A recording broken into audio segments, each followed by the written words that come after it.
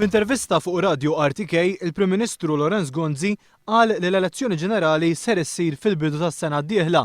Dwar il-budget, il-Prim Ministru qal li dan kien ikkonfermat mill-Unjoni Ewropea li fi kliemu approvat il-miżuri li daħħal il-Gvern.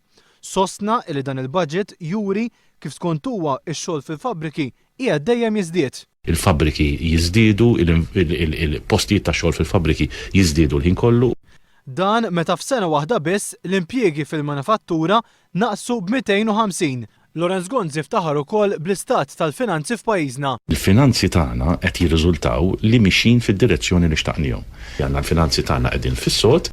Dwar il-qasam tas-saħħa Lorenz Gonzi ddeskriva l-waiting list bħala eċċezzjonijiet minkejja li huma iktar minn 23,000 il-persuni li qegħdin jistennew biex jagħmlu operazzjoni. Miss mal-isptar Mater Dei. Miss miegħu. Vera għandna l-waiting list u vera kultant is-servizz ma jkunx mill-aħjar. Imma huma l-eċċezzjonijiet. Fil-programm intervjena wkoll id-deputat Franco De Bono li f'kummenti rekordjat saħaq li m'għandux fiduċja fil-Gvern u żied li l-Prim Ministru ilu jaf li huwa ser jivvota kontra l-budget. Lorenz Gonzi iżda bl-ebda mod ma rid jikkummenta dwar dawn id-dikjarazzjonijiet. Jiena ilni l wissejt dan il-budget jew messu qatt ma sar jew kellu jsir qabel biex ma nitfawx il-pajjiż flimbu li se nkunu qed nitfgħu minħabba l-arroganza ta' ċerti politiċi bħala Austingat.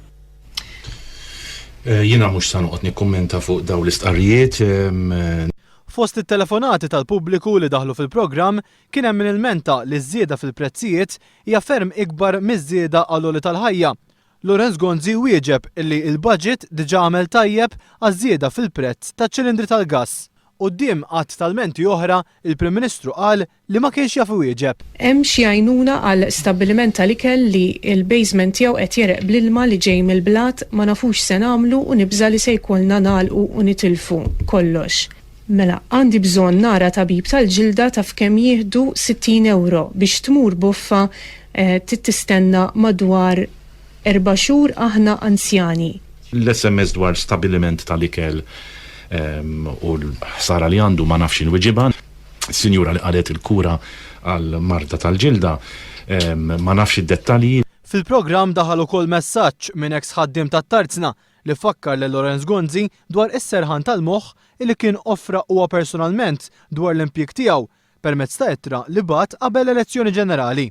Taħseb li nista' nerġa' nafdak wara li battinna l-famuża ittra tajnik id-dritt tas-siġġu kif poġġejt fuq u l-ewwel ħaġa li għamilt keċċejtni mix-xogħol u kissirt lejxin tagħna ex-MDD.